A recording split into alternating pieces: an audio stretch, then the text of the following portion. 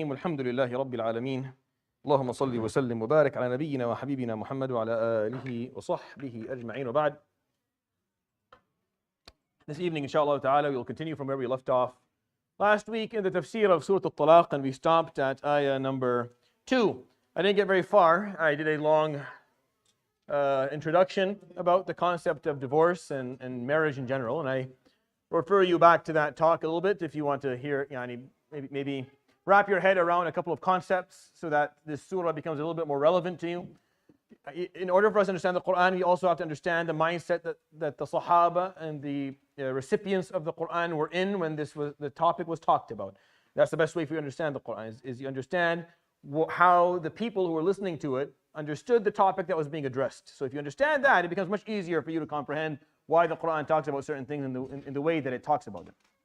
And Talaq is a very controversial topic. When I say controversial, I mean historically amongst faiths, the concept of divorce has always been heavily debated. Like some faiths permit it, and some of them do not.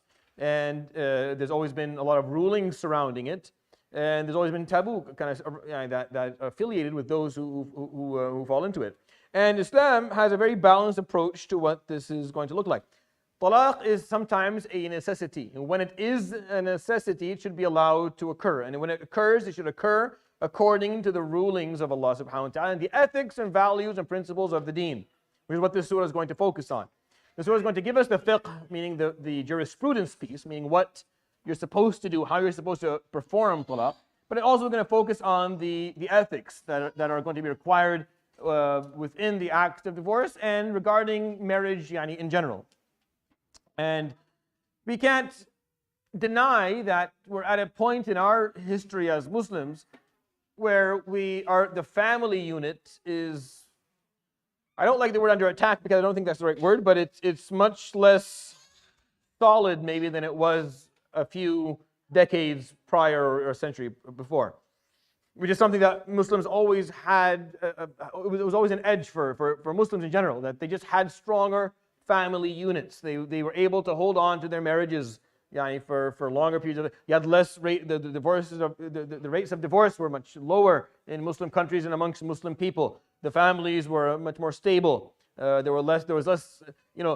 Contrary to the common belief of domestic abuse, there's way less domestic abuse amongst Muslim families than there are outside of Muslim families. I know that that's something that may come as a surprise to many of you because of how things are run, but it's not even close. In Islam, men don't drink and they don't gamble. They don't do certain things that brings down the amount of domestic abuse by at least 40 to 45%, because those are the leading causes of domestic abuse. Is the lack of is the consumption of substances of some sort and extreme debt that comes from bad habits. And obviously there are people who just have the wrong conceptualization of human rights. But in general, this Muslim family was more stable, and we're running into a time where that's not the case. I mean, we're slowly approaching, if not fully equal to the standard universal rates of divorce. In addition, Muslim people are getting married much later than they ever did before, much later than they ever did before, which is also a problem. Very late marriages don't do as well. So if you want to study the concept of marriage academically, you want to step out of the framework of religion for a moment and just look at it academically, you'll find there are certain pieces of information that are very important to understand and that reflect and mirror a lot of what the Quran has been teaching us and how the Prophet ﷺ looked at things. Extremely young marriages don't work very well. The reason they don't work very well is the lack of maturity. It's maturity, it's not age. It's maturity, it's not age. That's the problem. It's not the number, it's the amount of maturity that these people have. My grandfather married when he was 13 years old. My grandmother was 14. They were very happy for the short life that they lived, but they were happy. And they had 10 children. And the reason that they got married and their marriage actually worked is because at that age, my grandfather was working. He was not a 13-year-old. My son's going to be 13 next year. 13 today, the number today, what a boy is able to do is not similar to what it was 100 years ago. It's very different, but they don't function the same way. They don't have the same degree of maturity. Same thing goes for women. Now, this is not for us to beat on the current generation to say that they're not good. No. Any generation functions only to the limits that the generation before them allow them to.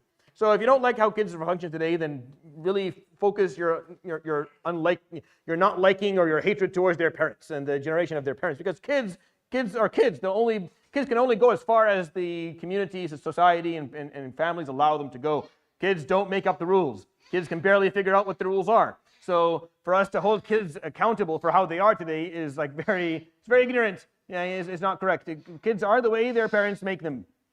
So if you don't like how kids are today, then don't like the generation before them and the one before them. They're the problem. So it's about maturity. So people who get married very immature, it doesn't work out, right? And late marriages, very late marriages, have the same rate of divorce. Like there is a sweet spot today that we have been able to find within the early to mid-20s. This is the sweet spot for both men and women. And for both men and women. And the fact that we are pushing this always into early 30s, that's a problem. It's a problem for men for a number of reasons. Men need companionship when they are struggling.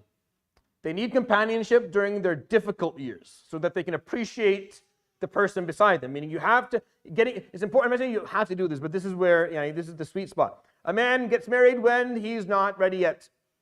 Meaning he's not fully connected, he doesn't have a full social network, and he's not rich.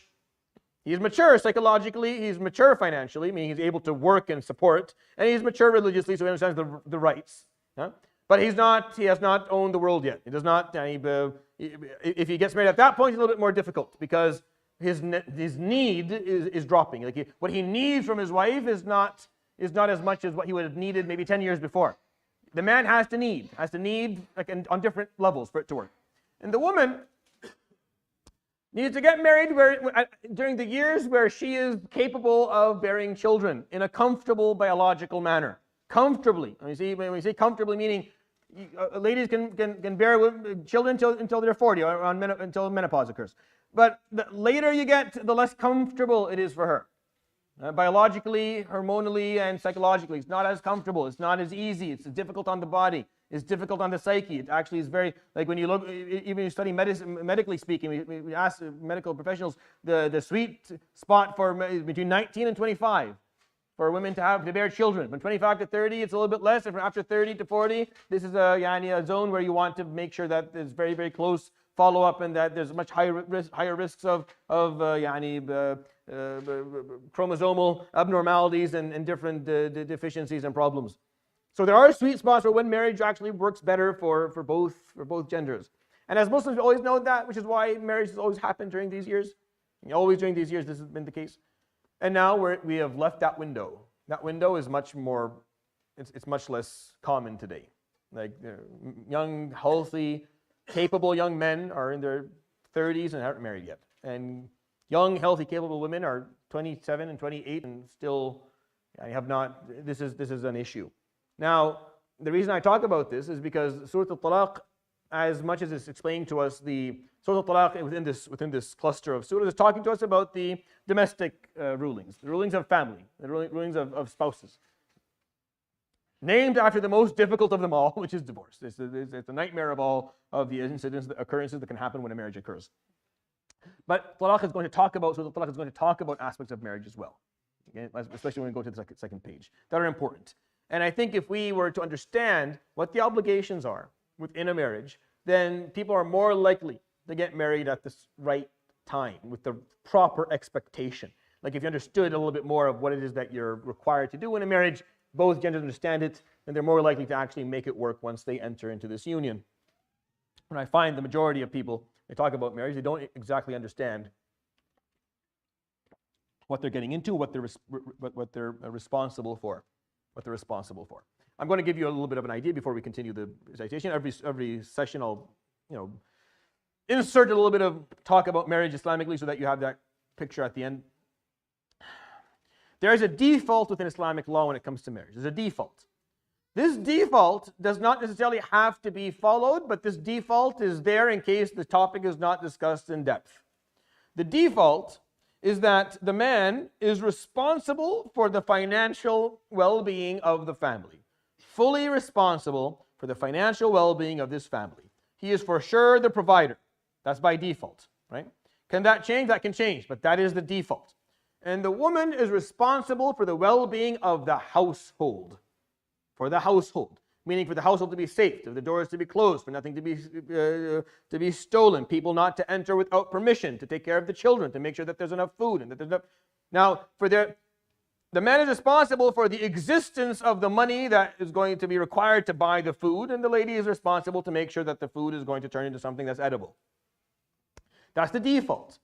That can change. That can change. It doesn't have to be like that, but that's the default. The default that can't change is that the man is the protector. So you're a protector, provider by default. Protector, you're always the protector. Nothing can change that. Even if the one is like, I don't want you to protect me, it's not up to you.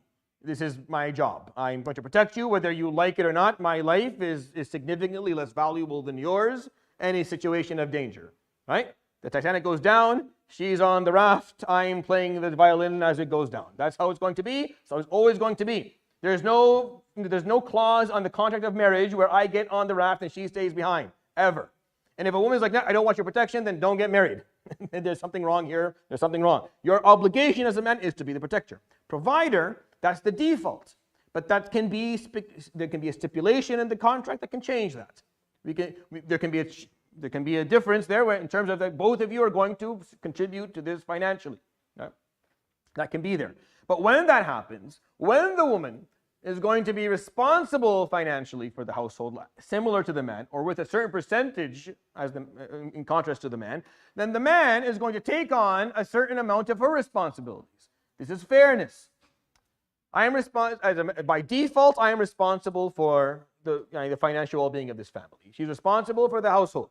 If she starts contributing financially to the family, well, how much is she contributing?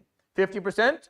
If she's putting in 50% of taking care of this household financially, I am responsible for 50% of the well-being of the household. Like if she's putting 50% of the money, I have to put in 50% of the work by the command of God. This is an issue of fairness and justice within marriage.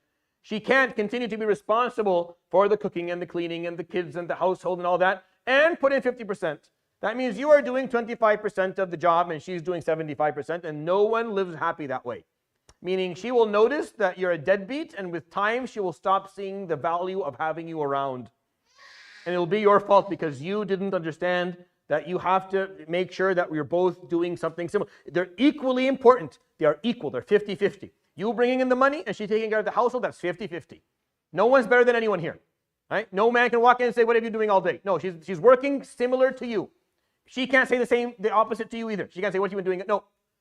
Providing for the household and maintaining the household are 50%, which puts together what the actual life is going to be. So anytime you change any of that, anytime you stipulate in the contract it's going to be different, then you have to make sure you balance it out again. You're going to balance this out a little bit. And make sure that you do. Make sure that you do.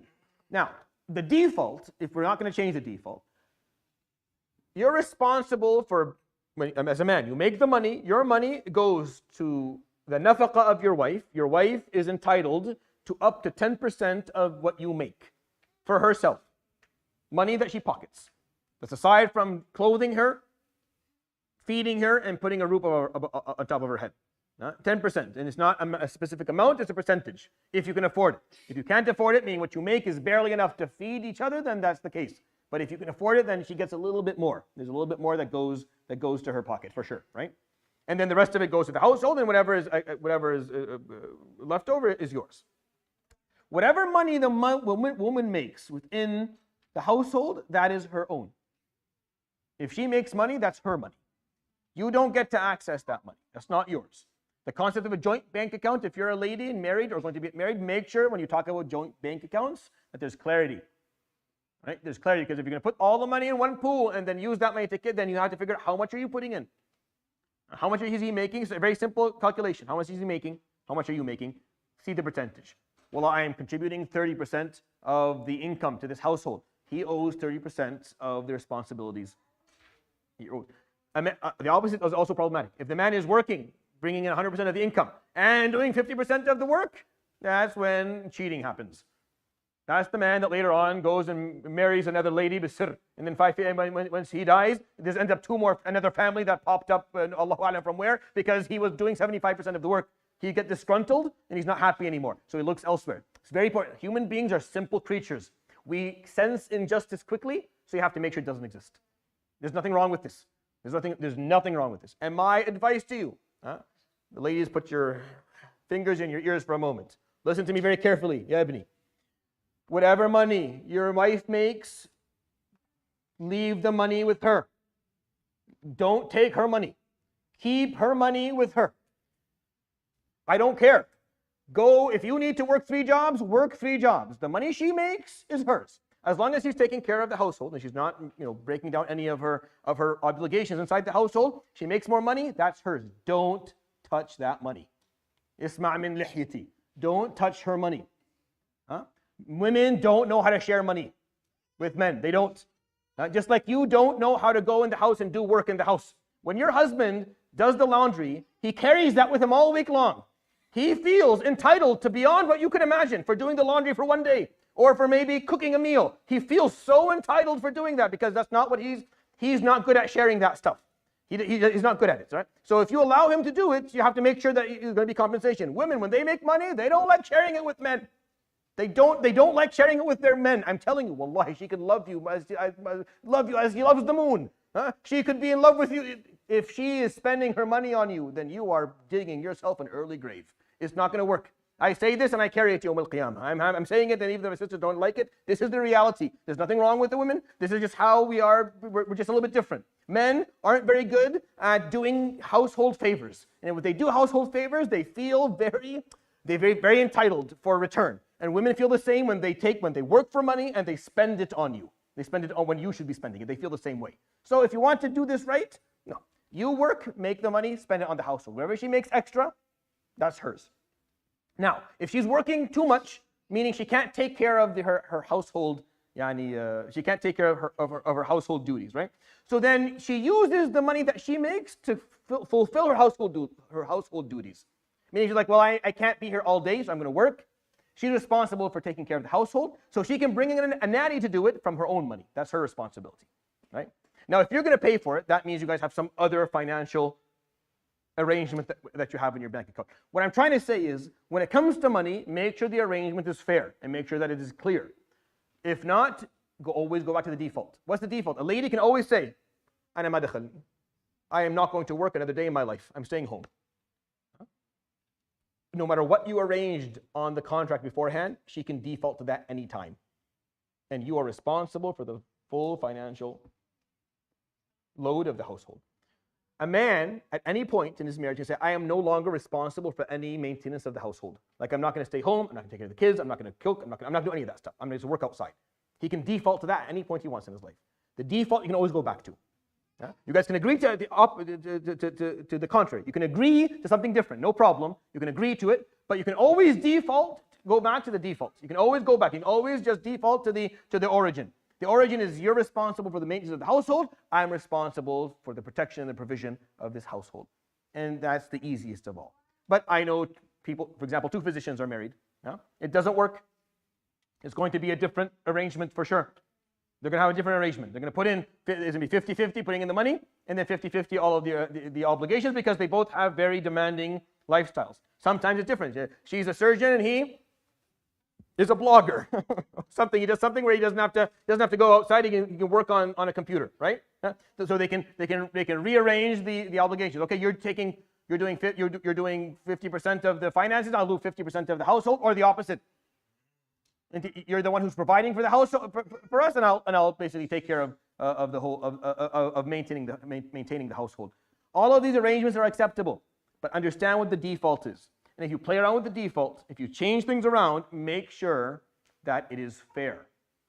What I see the most when I see divorces, and I'm not a marriage specialist, and I'm not a marriage counselor, but when I do see marriage, and I see it whether I like it or not because it comes my way, what I see is one of the 2 spouses has been carrying more than their weight throughout the marriage and are now finally tired. The other spouse cannot understand why this one doesn't want to be married anymore. Like, they cannot for the life of them understand why she doesn't want to be with them anymore. And he's like, I don't know why she doesn't want to be with me anymore. And then you bring the facts and you break it down and you show she's been carrying 65 to 70% of the weight of this marriage, and you've been carrying much less. So she's tired and she doesn't see the value of having you anymore. That's why she doesn't want this. Or the opposite. Or the opposite. You have a man who doesn't want to be married anymore because he's not getting what he needs. He's carrying the financial and he's doing extra in the midst of all of it. And he's paying for a nanny, he's paying for this, and he doesn't see what she's doing. Like he can't figure out what value she's bringing to the table. Now you can sit down there and say, but if they loved each other, you can go ahead and say that stuff. You say it. I won't listen until you're done. Then I'll come back again. I'll continue talking to you pragmatically. I'll just zone you out as you talk the nonsense of romance and go ahead. When you're done, come back to the real world and I'll talk to you practically again. Love only exists when people feel that they're being treated fairly. Love can only exist if they feel that they're being treated fairly. It can't exist. You can't love your partner if you feel that they're a deadbeat. If you feel they're not doing their job or not carrying their weight, you can't love them. It's hard, it's impossible. You love them when you feel they're doing more than what you expect, which leads you to do more what they expect. And then love starts to grow and grow and grow. So if we know our rights, if you know that like I said, what's the example of a good marriage? You remember it. The Hajji at home, she sees her husband as, Allah ya'til. May Allah bless him. He works all day. He comes in so tired. She feels that this man, he works hard. He takes care of us. She's very grateful. And you speak to him, and he says, the house has no value without her. I come home. I can't go. If she's not at home, there's no value to this home. This whole house is her. I don't want my kids. I want her. She takes care of me. He feels the value of what she brings to the table. And because they feel that way, they're grateful to one another. The marriage is strong. When that's not the case, when he comes home, he's like, what exactly? Take time and explain to me exactly what it is that you do in this institution of our marriage. Or when she sits there and she looks at him, and he's gaming, for example, and she's bringing in 50%, and he's playing games all night. What exactly? Why am I with you again? Like, what's the? And then you try and bring forward, but no, we fell in love, and like, no. Yeah, no. That's not how this works. It's not how this works. Yes, there's an initial chemistry. There is some affection that happens up front. But if you don't do this right, if clarity is not there, if justice and fairness is not there, if there's no gratitude because people are going out of their way to help someone else, then the marriage is going to collapse and people are going to be disgruntled. They're going to feel very upset. So make sure, and then it leads to talaq. It leads to talaq. And most of talaq comes from this. It's avoidable. That's my problem. Is that 90% of talaq is avoidable. There's 10% that's not avoidable. Huh? You have Zayd and you have Zainab. And Zayd ibn Haritha, the adopted son of the Prophet ﷺ, one of the highest ranked men that ever lived. Zainab radiallahu anha, al-Mu'mineen, one of the highest ranked women that ever lived. They couldn't make it work. Huh? Sometimes people are just not similar. They're not compatible. It's not working out. They can't figure out, even though everyone's doing their part, they just can't make it work. Right? But 90% of divorces today are just an issue of lack of understanding of what the obligations are. Or assuming that you are owed more than what you actually are owed, or assuming that you're expected to do less than what you should be doing. And obviously the problem of control that I'll talk about inshallah ta'ala next week. So every time we start Surat Al-Talaq, I'll talk a little bit about marriage. Not that I'm an expert on the topic by any means, so don't take everything I say to heart. But I'm just sharing with you some of the basics that the scholars have talked about over the last 1,000 years. You find this in the books of fiqh, you find it in the books of tazkiyah and suluk, and this is I didn't bring anything from, I pull anything out of my pocket or make anything up. This is how it's always been. On marriage contracts, you can stipulate. You can come up with, like I said last time, the isma. The control of the marriage can be in the hand of the woman. That can be stipulated in the contract. The default is in the hand of the man. The default, he's the provider. These are defaults. But you can agree to other things. Just make sure when you agree to something different that it is fair. That everyone's carrying their weight within this organization, that no one is sitting around doing nothing. All right, so we recited ayah number 2. I'm going to start the tafseer of it because we recited it last week. And I talked about فَأَمْسِكُوهُنَّ بِمَعْرُوفٍ أَوْ فَارِقُوهُنَّ بِمَعْرُوفٍ. If the period, after the period that she has to stay unmarried after divorce is done, like the 3 cycles are done, then either أَمْسِكُوهُنَّ بِمَعْرُوفٍ, you hold on to this marriage with ma'ruf, and you make sure that the intention is good and the practices are good, and that's ma'ruf. What I talked to you about right now is ma'ruf. Sometimes during this period, it gives time for someone to come in and analyze the marriage and see where there's unfairness happening and fix the problem and fix the issues that are causing it. And then they can hold on to their marriage with ma'ruf this time. She's not feeling abused and he's not feeling abused either. أو فارقوهن بمعروف. Or if you looked at everything, it's fair. we just don't like each other anymore, then you walk away بمعروف, in a way that is respectful. And then he asks subhanahu wa ta'ala here, وَأَشْهِدُوا ذَوَيْ عَدْلٍ مِّنْكُمْ وَأَقِيمُوا الشَّهَادَةَ لِلَّهِ. أشهدوا meaning bring someone for testimony. الشهادة is testimony. أشهدوا ذوي عدل. ذوي عدل, two people who have status, two people who have social and financial and ethical status. Adl is justice. ذوي عدل or ذو عدل is someone who is known to be religiously responsible and ethically impeccable. Someone who has knowledge and also has character. So bring two people, ذوي two, وأشهدوا ذوي عدل منكم, bring two people to bear testimony, bear witness to one of these two things. أمسكوهن بمعروف or فارقوهن بمعروف. Most scholars said that this ayah in terms of testimony is specific to if the man decides that and the woman decide that they're going to go back and continue the marriage, but not if the divorce is going to happen, which is really interesting because it's in my opinion, one of the examples of where fiqh, without good reason, would leave something out. So Imam Yahya bin Bukayr, which is one of the great Maliki scholars, and one of the opinions of the Shafi'i madhab, one of the opinions of Imam Shafi'i, and one of the opinions of Imam Ahmad in his madhab, is that this requirement of two witnesses is also indicated for when the divorce is going to happen. It's not the prominent position within the four schools of jurisprudence, but it's an opinion in both the Shafi'i and the Hanbali. It's 50% of the scholars, and it's one of the opinions of one of the great scholars of the Maliki madhab. It's not amongst the Hanafis. So the rest, meaning the prominent position, is that the requirement of two witnesses is only to continue the marriage, and it's not obligatory, it's just recommended.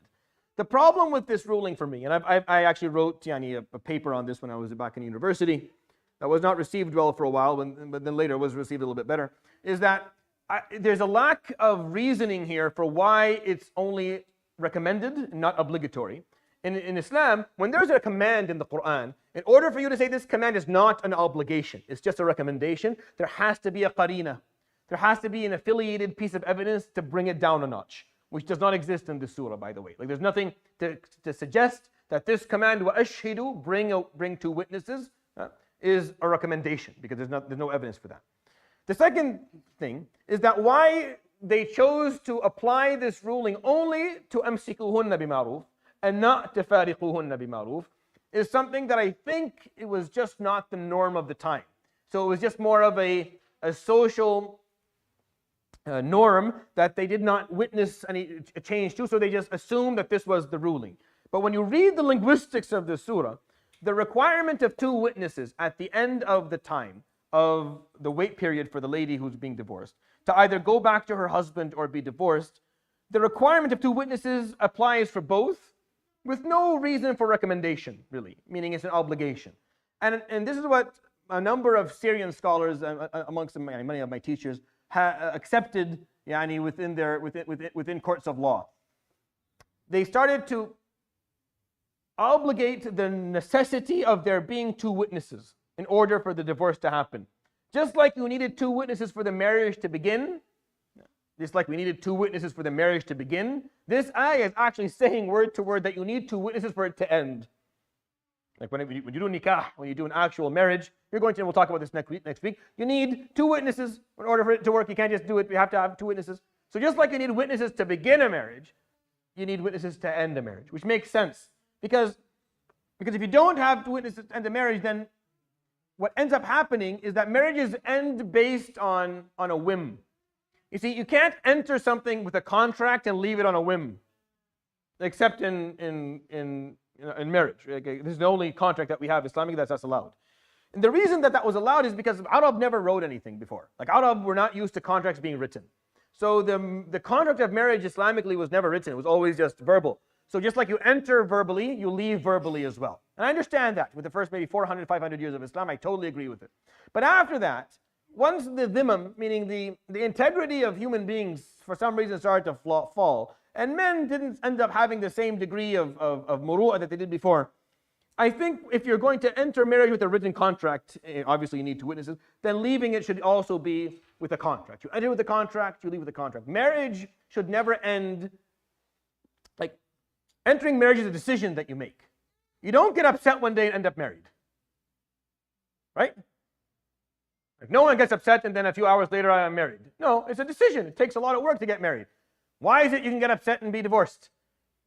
Understand the problem? So before, early, like men had more muru'ah. I mean, a man would count his words and would actually feel, and will feel very tied by his word and to his word. If he said something, he meant it and he was willing to die for what he said. He will defend every word he says. That's because that's all they had, right? And then we ended up having a little bit more muyu'ah in this issue. This issue became a little bit more loose, and that wasn't there anymore. So you have people who aren't actually held by their tongues. They're not people of their word. They'll say things and when they mean it or they don't mean it, and then they go back and regret it. And if that's the case, then I am a fan of the concept of if you entered with a contract, you leave with a contract. Now, to be clear with you, the four madhahib agree that if a man says, you are talaq to his wife, the divorce occurs. He can say it 1,000,000 times in the same setting, or in setting, it's still one. Right? Because she has to go through the three cycles, and then at the end of it, agree whether she's going to go back or not. So if he keeps on saying anti talaq throughout this whole period, it doesn't mean anything. It's just the one, once he says it once, she's now divorced. The time begins. He should only say it in a tuhur, right? In a time when she's pure, that they did not have relations in. He shouldn't say it when she's menstruating, nor during a period of purity where they have had relations. But if he says it, it still applies. He's in sin. He's sinful for doing it that way. But it still applies. And then the 3 months or the 3 cycles begin. We start counting them. And then after that, either they stay together or they break off. Right? The way I see this, and this is not just my opinion, and I'm not making it up. This is the opinion of a number of prominent scholars today in the Muslim world, around the Muslim world, in all four madhahib, meaning this opinion is that just like you entered with a contract, you leave with a contract. Following this ayah, وَأَشْهِدُوا ذَوَيْ عَدْلٍ مِّنْكُمْ. If you actually want this divorce to occur, you need 2 witnesses to be there. And if there are no 2 witnesses, you said it, you are now, it's like you made a yameen. It's like I said, uqsim billah on something, I didn't do it. If I make an oath and I don't see it through, I break an oath, what do I have to do? I have to go feed 10 masakin or clothe them, or I have to go and fast 3 days. So it's seen, if you say the word and you don't mean it, you don't bring in the witnesses, then it's seen as if you made an oath and you broke your oath. And you're accountable for that oath that you made, and you're also accountable for the sin of making that oath and breaking it. And if you want to actually make this, but if you want to make the divorce official, then you make sure there are 2 witnesses that witness. Just like you had people witness your marriage, you have people witness your divorce. And having that stipulation within marriage would bring down the number. I get this question almost every day. Someone's from some country is calling me, Fulan, he got upset to halaf bil-talaq ala martum. He divorced his wife. So I don't take these consultations anymore because I've lost my patience with them. I don't do them anymore because my response is put the hmar on the line. Let me speak to this idiot so I can, I want to speak to this imbecile. So I want to yell at him for 15 minutes and then we'll talk about them ruling. Because this is not a joke. If you are married to someone, you don't let your temper put you in a position where you're going to say, end your marriage. If you want to end your marriage, you think about it, you agree with your spouse, or if you don't want to agree, but you make a decision, you walk away. You don't say it, and then 15 minutes later, you're carrying a sheikh, what do? I don't want to. This person should lose the isma. He shouldn't have the isma in their hand anymore. And the sheikh should slap him around a couple of times. And honestly, every time. I don't do this anymore because it's not. What I think the solution for it is that when he says anti-talaq, right, and he didn't actually bring witnesses, he's not going through with it, it's considered an oath that he broke. So he is accountable for paying the kafara, the expiation for that oath, which is something around, today would be something around $200 or something like that. And he is sinful, so he has to perform tawbah from doing that. But the marriage stays. And this is my opinion on this matter. And yes, it's not the prominent opinion of the 4 schools of jurisprudence. It's not. But it's the opinion of many scholars today who are prominent within their schools of jurisprudence today. And this is how most courts of justice, family courts within the Muslim world actually function. This is how most of them function today. And they function that way because of the lack of integrity. Because men are saying things and then they're immediately going back on what they say. If you said it, you meant it, khalas, good, then you're going to go through with the divorce. You did a full talqa and you want to be away for a couple of months, you want to think about it, and then you want to revisit right at the end and make a decision. It's not I said it and I regretted it immediately. Or I conditioned. mostly it's the condition. If you walk out of the house, you're divorced. Now, what are we going to do now? What are we going to do now with this, this stupid statement? How do you deal with this statement? Oh, Sheikh, I walked out of the house. Now what? Now what? تضربي أنت وياه سوا. Allah لا أنت ولا هو should be married. Both of you should be because you're taking something that's extremely important, and you're treating it and dealing with it very, very loosely. You're acting like children, and this is a family. This is matrimony. This is not a joke. It's not something simple. You have to make sure you make good choices regarding this. So that's my take on وَأَشْهِدُوا ذَوَيْ عَدْلٍ مِّنْكُمْ. This is how I understand it.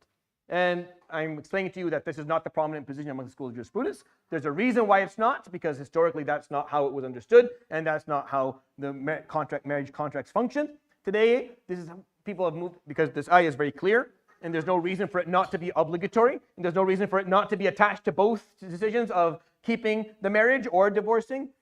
And the shying away from that is not, there's no real reason for it. Wallahu a'lam. All right.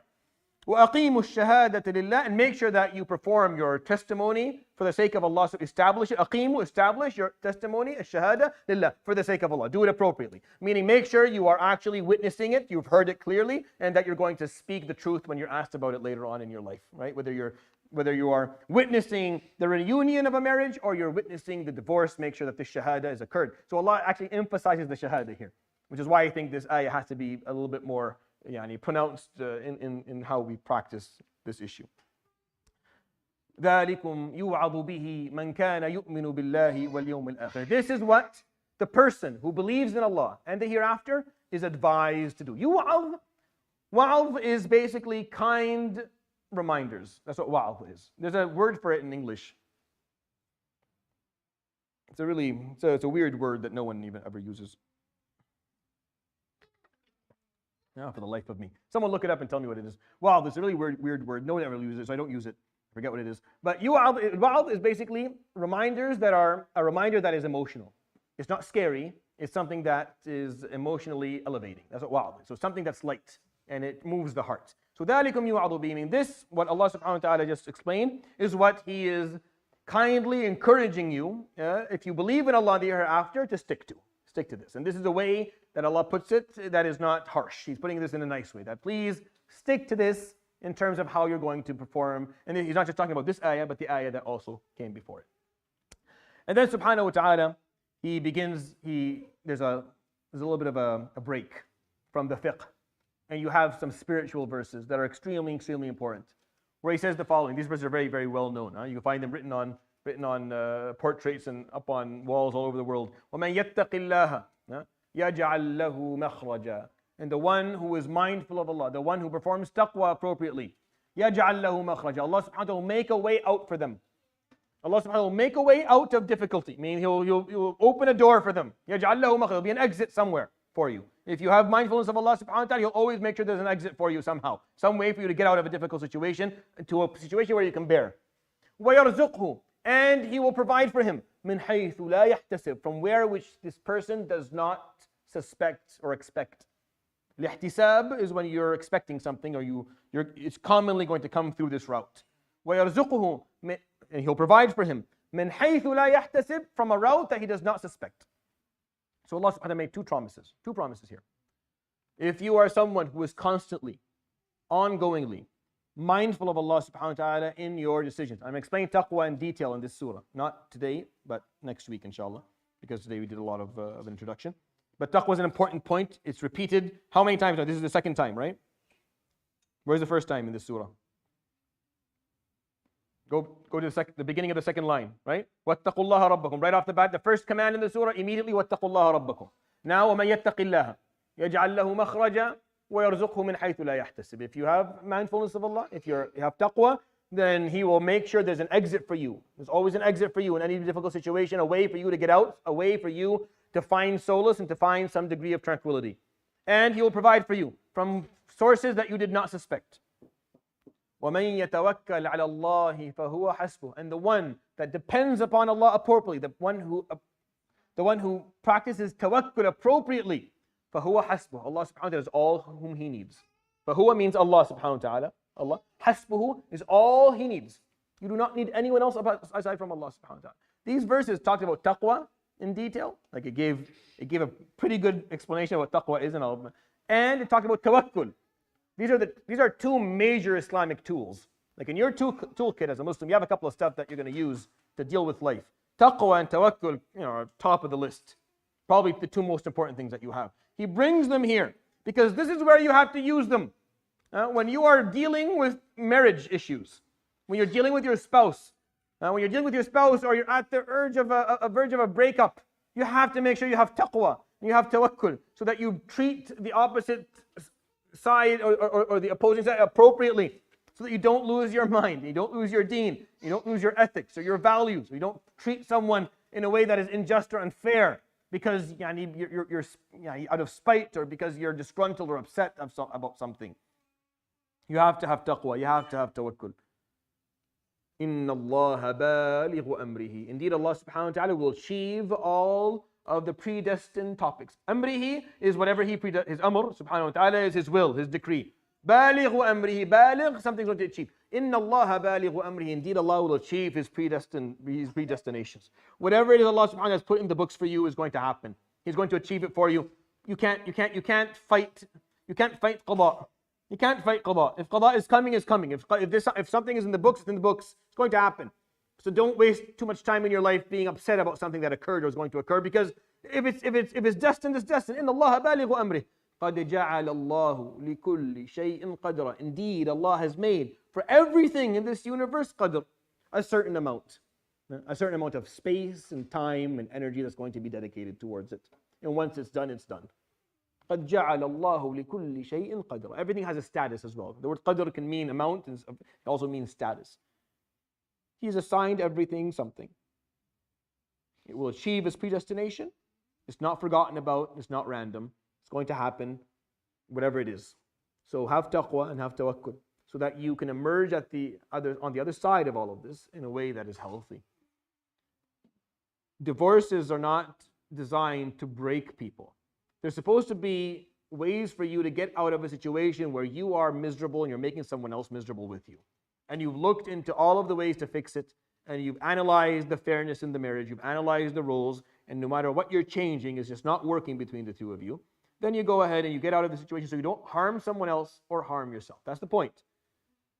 Divorce itself should not be an endeavor that causes you more pain. That's not the point. Or causes other people more pain. You have to enter divorce with taqwa. You have to enter divorce with tawakkul. You have to understand that inna Allah balighu amrihi. Allah subhanahu wa ta'ala, if there's something predestined, is going to achieve its predestination. You can't change it. Allah put for everything in this world a qadr. Yeah, if something has a specific time, if it's destined to have a certain amount of time and it ends, khalas. You can't do anything about it. These words of wisdom, if you remove them from the surah, they are timeless. Like وَمَنْ يَتَّقِ اللَّهَ يَجْعَلْ لَهُ مَخْرَجًا وَيَرْزُقْهُ مِنْ حَيْثُ لَا يَحْتَسِبُ وَمَنْ يَتَوَكَّلْ عَلَى اللَّهِ فَهُوَ حَسْبُهُ إِنَّ اللَّهَ بَالِغُ أَمْرِهِ قَدْ جَعَلَ اللَّهُ لِكُلِّ شَيْءٍ قَدْرًا. These are timeless verses. It doesn't matter whether you're Muslim or non-Muslim, religious, non-religious, you speak Arabic or you don't, it doesn't matter. Whether you're married or not married or even thinking about this issue altogether, these verses apply to everything. But the reason they're here is important, right? Why are they here? Because talaq is a very difficult time for people. This is where you need them the most. You have to figure out how you're going to be at your best behavior during it. If it's going to happen, if that's the destination, there's no way around it, then you have to be at your best. You have to show taqwa. What is taqwa? Taqwa is a simple question with a simple answer. Is this decision going to later on cause me to be punished in this life or the hereafter? Is this decision going to harm me in this life or the hereafter? If the answer is yes, it's going to harm you, you don't do it. If the answer is no, you go along.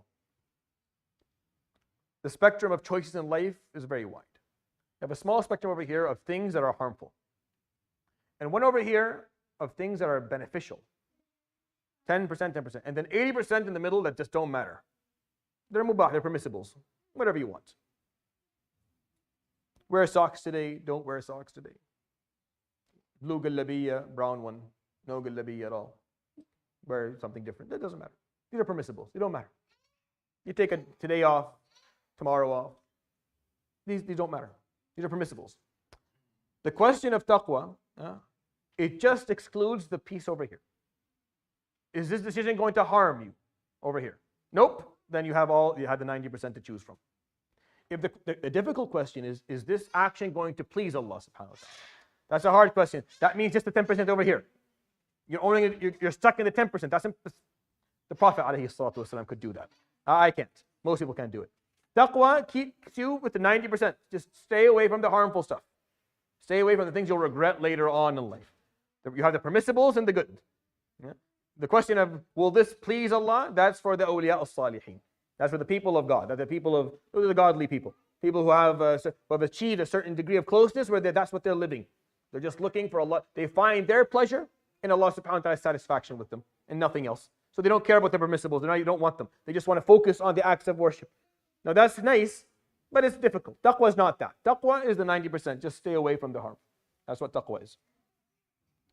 So وَمَنْ يَتَّقِ اللَّهِ, the person who asks that question before every decision, will this displease Allah with me? Will this bring me later on any regret and harm? No. Okay, I go on with it. Yes, I stop. If you do that, if you're like that type of person, so you're going into a divorce, you have something, you want to say something, and you know that this word is nothing but poison. It's just poison. No one can say it but you because no one knows it but you. No one has any way to know it but you. And it's just a drop of poison that will ruin so many things. And it's just pure harm. And you're doing it only just to spite the person and feel better for a moment on the inside out of vengeance. وَمَنْ يَتَّقِ اللَّهِ. Taqwa will say, nope, I'll hold on to this one. There's no need. There's no need of being that malicious. I won't be that malicious. That's taqwa. وَمَنْ يَتَوَكَّلْ عَلَى اللَّهِ. So what happens after marriage? What about my children? What about me? Do you have tawakkul? Tawakkul is where you understand that your matters are not in your hands, they're in the hands of Allah subhanahu wa ta'ala. Your job is to try your best. Your job is to do your best at all times. To push as hard as you can, to exhaust all of your resources, to utilize all that which you have at your disposal, and that's it. Whatever Allah subhanahu wa ta'ala gives you, you accept.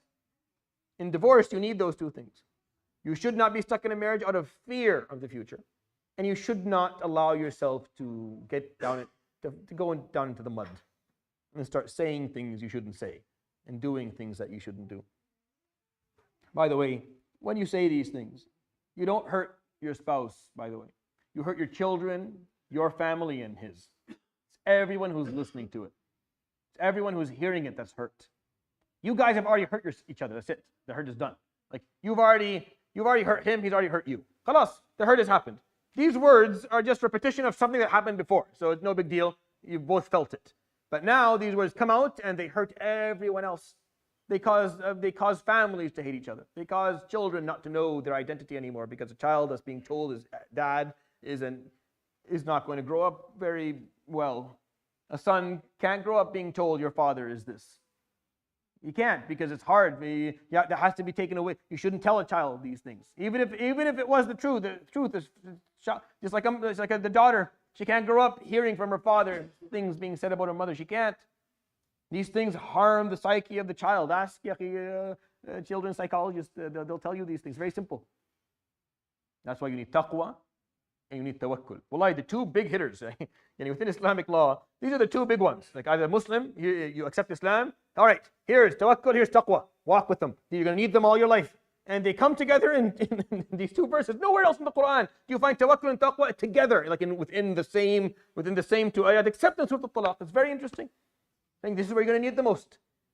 And spiritually, this surah has to have some spirituality in it because it's very fiqhi, it's very jurisprudence based. You can get bored quickly because it's all halal, haram. Yes, this imam said this imam said that. This is how it's supposed to be done. In the midst of it, there's a reminder. وَمَنْ يَتَّقِ اللَّهَ يَجْعَلْ لَهُ مَخْرَجًا. And if you have proper taqwa, He will give you ways out of difficult situations. وَيَرْزُقْهُ مِنْ حَيْثُ لَا يَحْتَسِبُ. And He will provide for you from sources you never expected. وَمَنْ يَتَوَكَّلْ عَلَى اللَّهِ فَهُوَ حَسْبُهُ. And if you have in practice tawakkul appropriately, then all you need is Allah subhanahu wa ta'ala. You never need anyone else. إِنَّ اللَّهَ بَالِغُ أَمْرِهِ. Indeed, Allah subhanahu wa ta'ala will always achieve His predestinations. قَدْ جَعَلَ اللَّهُ لِكُلِّ شَيْءٍ قَدْرًا. Everything in this world was given a specific status and amount. It will never go beyond it, even if you want it to. All right, let's recite the verse number 4 and 5, inshallah. Trying to get through them before the end of the. أعوذ بالله من الشيطان الرجيم. بسم الله الرحمن الرحيم. واللائي يئسن من المحيض من نسائكم.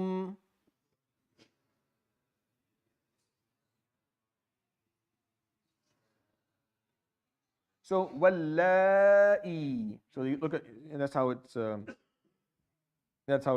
sounds. So it's a med for count. Walla, and then it's a full ya. Wallahi ya'isna. Wallahi ya'isna. All right.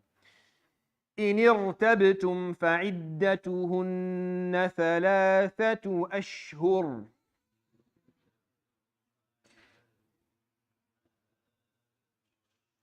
واللائي لم يحضن. So this is a difficult word to say, because especially when we stop, because the dad already has sukoon on it, and then the noon has sukoon. So you have two letters in a row that have sukoon on them, that are silent, they don't have a fatha or a kasra, they're not moving. So whenever you have two letters in a row that have sukoon on them, you want one of them to be a med, like a ya or a waw, or you want one of them to have a qalqala, right, like a jump, so it's easier. When they're both sukoon and they don't have either, the tongue has to be a little bit more trained properly to say. So yahid, yahidn. You can't say yahidn or yahidin. No, the dad is second, so it's yahid, yahidn.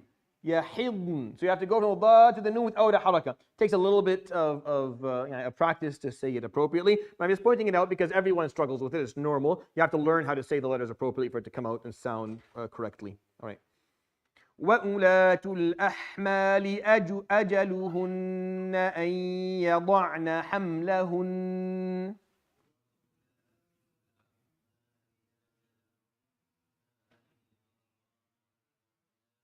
When we stop at the noon here, because it has a shadda on it, we give it 2 counts. So we say حَمْلَهُنَّ, right? It's not حَمْلَهُنَّ. Say حَمْلَهُنَّ, just like you would if you were to continue. If you continued, you would say حَمْلَهُنَّ وَمَن. You give it 2 counts. So it doesn't change. If you stop or you continue, the noon that has a shadda on it gets 2 counts, whether you're going to stop or continue. So when we stop, حَمْلَهُنَّ, we give it 2 counts, right? وَمَن يَتَّقِ اللَّهَ يَجْعَل لَّهُ مِنْ أَمْرِهِ يُسْرًا.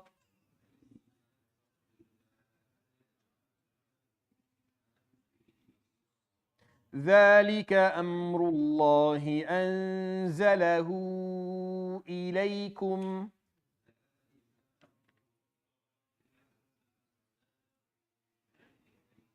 وَمَن يَتَّقِ اللَّهَ يُكَفِّرْ عَنْهُ سَيِّئَاتِهِ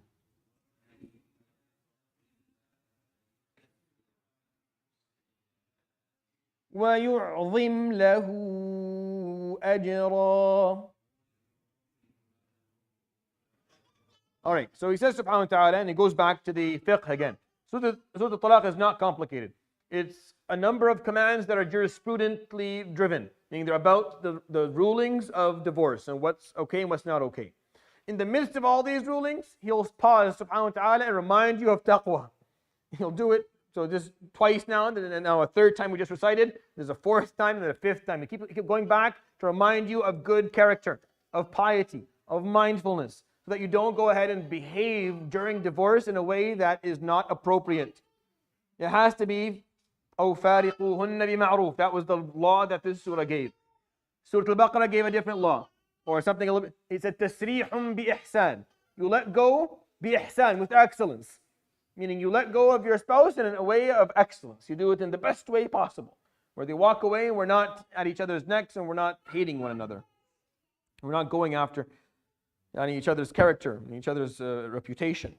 So here subhanahu wa ta'ala, he goes back to the jurisprudence a little bit. So he says, Wallahi, meaning the ladies whom, and this is the dhamir, this is the proposition that you use to describe women. Wallahi, the ladies whom, ya'isna min al-mahid. Ya'isna min al-mahid. Al-mahid is menstruation. Ya'isna min al-mahid means they have achieved menopause, meaning they have no hope in menstruation anymore. Meaning they're not, isna is to lose hope or not to expect something. So both in Arabic, both linguistic meaning usages are applicable. يَئِسْنَ مِنَ الْمَحِيضِ meaning they are not expecting any form of menstruation anymore. This is for ladies who are getting divorced who are beyond menopause, meaning they're not menstruating anymore. وَاللَّائِي يَئِسْنَ مِنَ الْمَحِيضِ مِن نِسَائِكُمْ from amongst your wives. إِنْ يَرْتَبْتُمْ if they're in a position of unclarity, meaning whether they still have menstruation or they don't. In irtabtum is when you have uncertainty or lack of clarity or doubt. In irtabtum, if you're in doubt or if you're unclear. فَعِدَّتُهُنَّ then their iddah, their period of time that they have to wait after divorce before they can remarry, ثَلَاثَةُ أَشْهُرٍ 3 months. So for a lady who is menstruating, it's not 3 months, it's 3 cycles. وَالْمُطَلَّقَاتُ يَتَرَبَّصْنَ بِأَنفُسِهِنَّ ثَلَاثَةَ قُرُوء. Quru is either periods of purity or periods of menstruation. Every madhab understands it a little bit differently. What we know to put them together is cycles. It becomes 3 cycles. So the lady who is divorced, she has to go through 3 cycles before she can remarry someone else. So this ayah is adding to that. That ayah was in Surat Al-Baqarah, so it's adding to it a little bit more. The ladies who have lost hope or have no expectation of menstruation, I mean they're post-menopausal, in irtabtum, if they're not clear about that, if there's lack of clarity, فَعِدَّتُهُنَّ then their period is ثَلَاثَةُ أَشْهُرٍ there's 3 months. وَاللَّائِي لَمْ يَحِضْنَ and the ones who have never had menstruation, also 3 months. Meaning some ladies will never menstruate. They'll never menstruate. And if they never menstruate, then it's also 3 months that they have to wait, right? So if they're menstruating, then it's 3 cycles. And if there's no menstruation, either because they're post-menopausal but unsure, or they've never menstruated before, then it's going to be 3 months period of waiting. وَأُولَاتُ الْأَحْمَالِ and the ladies who are pregnant, أَجَلُهُنَّ their period, the end of their period, أَن يَضَعْنَ حَمْلَهُنَّ the end of, ajal means the end of a period. الْعِدَّةِ is the period itself. So for a lady who is pregnant, أُولَاتُ الْأَحْمَالِ the ladies who have pregnancy, أَجَلُهُنَّ the end of their period, أن يضعن حملهن. Of course, there's a linguistic little piece here that's very interesting. I'm not going to bore you with it, but I mean, the choice of words here is very, very precise. Because really, for the ladies, it's not the ladies who are pregnant. It's not the period. It's when it ends. For them, it ends with them giving birth. أن يضعن حملهن for them to lose to put down their pregnancy, for their pregnancy to longer exist. Whether it happens as a miscarriage or actually they give birth. Right? So, because you could argue, well, if it's when they give birth, what if she has a miscarriage at the 5th month? Does she wait until the end of the 9th month where she was? No. Whenever the fetus leaves her, khalas, that's the end of her period. That's the end of her waiting time. So, if a man, stupidly divorces his wife 3 days before she gives birth, her period of waiting ends with giving birth. 3 days later. She doesn't have to wait 3 months or 3 cycles, right? If he divorces her right before she goes into labor, her iddah ends when she gives birth. So it's just by if she's pregnant when she gets divorced, the end of her period is when she gives birth, when she finishes her pregnancy. Now, obviously that shouldn't happen, but I'm just saying that's what this ayah explains to us. So what you end up with is that when a lady gets divorced, if she is menstruating, then she has to wait for 3 cycles. Either 3 cycles starting with purity, or 3 cycles starting with menstruation. That depends on which madhab she follows. I'm not going to get into the details of that because that's complicated. The lady can ask when she's, when if that happens. If the lady is not menstruating, or she's finished menstruation, she's not expecting it, but she's unsure, then she goes for 3 full months. If the lady never menstruated or has a problem where she does not menstruate altogether, she never did, then she just waits for 3 months. And if she's pregnant, her period of time that she has to wait ends with her pregnancy. With giving birth and the end of her pregnancy, the termination of her pregnancy. All right. Then right after that again, وَمَنْ يَتَّقِ اللَّهَ for the 3rd time, وَمَنْ يَتَّقِ اللَّهَ يَجْعَلْ لَهُ مِنْ أَمْرِهِ يُسْرًا and the ones who show mindfulness and taqwa of Allah subhanahu wa ta'ala, يَجْعَلْ لَهُ Allah subhanahu wa ta'ala will make for him مِنْ أَمْرِهِ from his matter, whatever it may be, yusra, ease. And He will grant him ease in whatever matter he has. the repetition of this وَمَن يَتَّقِ اللَّهَ وَمَن يَتَّقِ اللَّهَ وَاتَّقُوا اللَّهَ رَبَّكُم is because the topic of divorce is so difficult. This is where taqwa has to be the most pronounced in your life. You have to be able to to muster up as much taqwa as you possibly can, so you can deal with this situation like that. No one can ever say that their experience of divorce is easy. Like, it's not. The point of these verses is to make it as easy as possible, even though it's something that can never be truly and fully easy. But the point of the rulings in Islam is to make it as respectful, as honorable, and as easy as possible for the people who are going through it, because it's painful. It will always be painful. It's painful for the man, just like it's painful for the woman. Like, it's not just painful for one side, no, it's painful for both. Both parties feel the loss. There's a loss that occurs within their lives. Even if the marriage itself was toxic and was abusive and was not working, there is something that is missing now in your life. And there's a social status and a new social situation that you have to deal with now, that you have to explain, and that you have to make sense of and make peace with, that will continue to be with you as you move forward. This new scenario, this new situation, this new climate is going to be affecting your children and your parents and you. So it's never easy, even if it's a short period of time, even if you're married for 24 hours or 24 years. It hurts similarly regardless, because it's just not fun. It's not easy. And because it isn't, these rulings for all the rulings that we recited at the beginning, that the man has to do it at the right time. إِذَا طَلَّقْتُمُوهُنَّ فَطَلِّقُوهُنَّ لِعِدَّتِهِنَّ. And then you have to perform it at the right time. It has to be the beginning of a time of purity where no relations have occurred. She has to stay in her home. No one should remove her from the house that she was living in for the entirety of the time.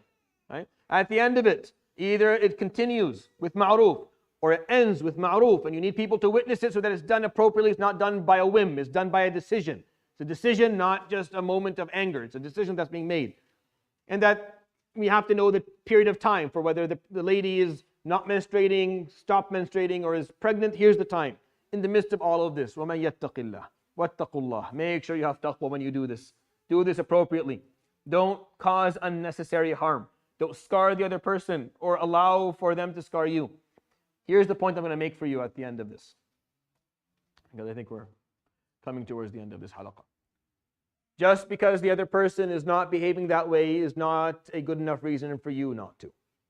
Right? Just because the other party is not following what I'm explaining in Surat Al-Talaq is not a good enough reason for you not to follow Surat Al-Talaq. Why? Because he said, ذَلِكَ أَمْرُ اللَّهِ أَنزَلَهُ إِلَيْكُمْ. This is the command of Allah that He has descended upon you, meaning He put it in His book, so it's amongst His final word. This is, because easily the Prophet ﷺ could explain this, and it doesn't have to be Quran, but it was made Quran. This is the command of Allah that He has descended upon you, subhanahu wa ta'ala. So you're not doing this because the other person showed piety, or the other person showed good behavior, you're going to do the same. No, this is not reciprocal. It's not based on whether the other person is playing by the rules. You're doing it this way, you're showing taqwa and tawakkul and good manners as you do it, because that is the command of Allah that He descended upon you. That's why. Because you are commanded to do so. And you are fearing for your akhirah, even though the other person may not. Which is actually, if the other person is not, it's good reason, you're good that you got out. If the other person has no taqwa and has no tawakkul and then they don't fear their akhirah and they don't follow the command of Allah, then you're better off leaving. You made the right decision. وَمَن يَتَّقِ, again, right now the fourth time. وَمَن يَتَّقِ اللَّهَ يُكَفِّرْ عَنْهُ سَيِّئَاتِهِ. And the ones who show mindfulness of Allah, Allah subhanahu wa ta'ala يُكَفِّرْ عَنْهُ سَيِّئَاتِهِ will remove their sin. If you're someone who continuously asks that question, does this displease Allah? Will this cause me harm? Will I be accountable for this in a negative way later? No, I go for it. Yes, I stop. If you do that continuously in your life, if you have that safety valve, if you're preventing harm for yourself and others, يُكَفِّرْ عَنْهُ سَيِّئَاتِهِ. He will takfir is to cover something or to remove it. يُكَفِّرْ عَنْهُ سَيِّئَاتِهِ will remove away from you your sin. وَيُعْظِمْ لَهُ أَجْرًا. And He will magnify for you a reward. He'll remove your sin and magnify your reward yawm al-qiyamah. There is no page in the Quran that has more commands of taqwa than this page here. 4 times. وَاتَّقُوا اللَّهَ رَبَّكُمْ in the first verse. وَمَنْ يَتَّقِ اللَّهَ يَجْعَلْ لَهُ مَخْرَجًا in the second verse. وَمَنْ يَتَّقِ اللَّهَ يَجْعَلْ لَهُ مِنْ أَمْرِهِ يُسْرًا in the fourth verse. And then وَمَنْ يَتَّقِ اللَّهَ يُكَفِّرْ عَنْهُ سَيِّئَاتِهِ وَيُعْظِمْ لَهُ أَجْرًا in the fifth verse. 4 times in one page. This is by far the highest occurrence or frequency of the concept of taqwa within 15 lines, within the entirety of the Quran. Within the entirety of the Quran. The closest contender is twice. Surat Al-Baqarah is twice. That's it. 4 times, and 4 times that were not talked about as a side point. 4 times where it was talked about very clearly, where he subhanahu wa ta'ala made commentary, where he actually loaded the concept. And show mindfulness towards Allah, your Lord, your Creator, Rabbakum, your Lord. He used both names. Allah Rabbakum is very rare. Doesn't happen in the Quran very often. So show mindfulness of Allah as your Creator and Rabbakum as your Lord. And the one who shows mindfulness of Allah, someone who shows taqwa, He will يَجْعَلْ لَهُ مَخْرَجًا وَيَرْزُقْهُ مِنْ حَيْثُ لَا يَحْتَسِبْ. He will make sure there is always an exit for him. And He will provide for him in ways that this person never thought was possible. And if you show mindfulness of Allah subhanahu wa ta'ala, He will make of all of your matters ease. يَجْعَلْ لَهُ مِنْ أَمْرِهِ يُسْرًا. And if you show mindfulness of Allah subhanahu wa ta'ala, He will He will remove your sin and He will magnify for you your reward. These are the 4 times with 3 distinct promises attached to it. It's almost, He makes you think this surah should be called Surat Al-Taqwa. Honestly. And it's Surat Al-Taqwa. Because this is 3 times with 3 distinct rewards attached to them, each one of them. There's no precedence for this in the Quran. Show taqwa, just وَمَنْ يَتَّقِ اللَّهِ. And the one who shows taqwa will get this. You get a way out. Now you will get provided for in the ways you didn't know. You will find ease in your matters. You will have your sins forgiven. You will find magnification of your reward. Just show taqwa. Don't make the mistake at the moment it matters. You know why? I'll end with that. It's Isha.